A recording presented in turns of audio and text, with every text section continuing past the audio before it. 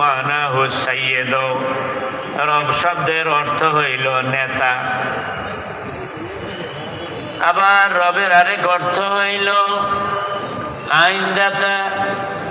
কিন্তু আমি একবার কোরআন শরীফে রব শব্দটার পরিচয় কি আছে এটা জানার জন্য, নিজে যেহেতু হাফেজ নই, এই কারণে কোরআন শরীফ লইলাম, খাতার কলম লইলাম, শুরু থেকে পড়া আরম্ভ করলাম যে রবের পরিচয় কি, এটা কোরআনে কিভাবে পরিচয় দিছে।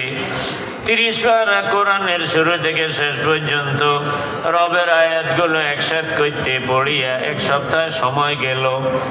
1 সপ্তাহ পরে যখন সবগুলো আয়াত একসাথে হইল, তখন আমি দেখলাম হায় রে হায়, রব কাকে বলে, রবের কামটা কি, এই ব্যাপারে কোরআনে আল্লাহ যা পরিচয় দিছেন, এখন এমন কোন শব্দ নাই যে এক শব্দে রবের পরিচয় দেওয়া যায়। তখন আমার মনে পড়লো ছেলেরা মাঝে মাঝে একটা সঙ্গীত গায়, আল্লাহ আমার রব আর এই রবি আমার সব। কন কন ব্যাকে কন, আল্লাহ আমার রব আর এই রবি আমার সব। কয়নি কয়নি? তখন আমার মনে পড়লো এই সঙ্গীতটা আল্লাহর যেই বান্দা রচনা করছে, আল্লাহ তারে সম্মানিত করুন।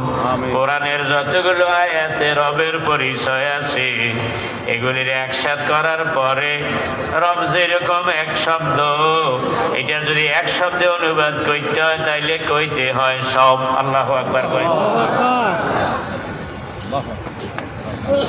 সেই কারণে আমার আল্লাহ, আমরা যখন রুহের জগতে ছিলাম সেখানেও আল্লাহ সেই মহাসম্মেলনে স্পিকার হিসেবে বক্তব্য রাখলেন আর বললেন আলাস্তু বিরব্বিকুম। আমরা সবাই বলছিলাম বালা, ঠিক নেই? সেখান থেকে শুরু হইল রবের ট্রেনিং। সারা দুনিয়ায় সারা জীবনে রবের ট্রেনিং দিলাম। প্রত্যেক নামাজের মধ্যে সূরা ফাতিহা পড়তে হয়, ফাতিহার ভিতরে রব আছে না নাই? আরো জোরে কোন। এরপরে যাইয়া রুকুতে গেলে সুবহানা রাব্বিয়াল আযীম, রুকু থেকে দাঁড়াইয়া রব্বানা লাকাল হামদ, সিজদায় যাইয়া সুবহানা রাব্বিয়াল আ'লা। এইভাবে প্রতি রাকাতে রবের ট্রেনিং আছে না নাই? নামাজ শেষ করার পরে আমরা হাত তুলি, রব্বানা যালামনা রব্বানা আতিনা, রব আসেনি?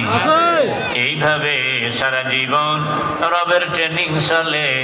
সর্বশেষ যখন বিচার মেয়াদ শেষ হইয়া যায়, ভাই বেরাদাররা যখন শেষ বিদায় দিয়ে কবরে রাখিয়া বাড়ির দিকে রওনা দেয়, মুনকার নাকির আসিয়া মাইয়েদের বসাইয়া কয়টা প্রশ্ন করে? জোরে বলেন। ওই 3টা প্রশ্নের মধ্যে রবের ব্যাপারে কোনো প্রশ্ন নাই। জোরে কয় না কেন? বরং সেটাই 1 নম্বর প্রশ্ন।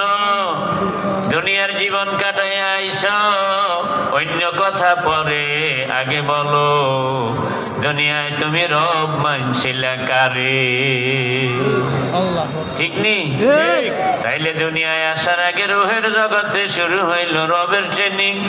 দুনিয়া থেকে বিদায় নিয়ে কবরে গেলাম, সেখানেও প্রশ্নটা শুরু হলো রবের প্রশ্ন দিয়া। সুতরাং এই রব, তিনি হলেন সব, যার হাতে সব কিছু, তিনি হলেন রব। সুবহানাল্লাহ ধরে কইতে। আমার আল্লাহ বলছেন ওজা রব্বুকা, রে বান্দা, যিনি তোমার রব, যার হাতে তোমার সব, তিনি আসবেন বিচারকের আসনে। আল্লাহু আকবার। ওয়াল মালাকু সাফফান সাফফা, আর ফেরেশতারা সারিবদ্ধ হয়ে, সব মানে কি? কাতার। ফেরেশতারা সফে সফে, কাতারে কাতারে, যার যার দায়িত্বের জায়গায় সারিবদ্ধ হয়ে তারা রেডি হয়ে যাবে। যার যেই দায়িত্ব, সেই দায়িত্ব পালনের জন্য। বান্দারে, তোমরা যারা দুনিয়া নিয়ে পাগল, তোমাদের ধরাটা দেওয়া হবে সেই দিন। وجيء يومئذ بجهنم আর সেদিন নিয়ে আসা হবে জাহান্নামটা, নিয়ে আসা হবে সেদিন নিয়ে আসা হবে জাহান্নামটা ওই হাসর ময়দানে থাকিয়া। ওই ভয়ানক জাহান্নাম তোমরা দেখতে পাবে। ইয়াউমাইযি ইয়াতাযাক্কারুল ইনসান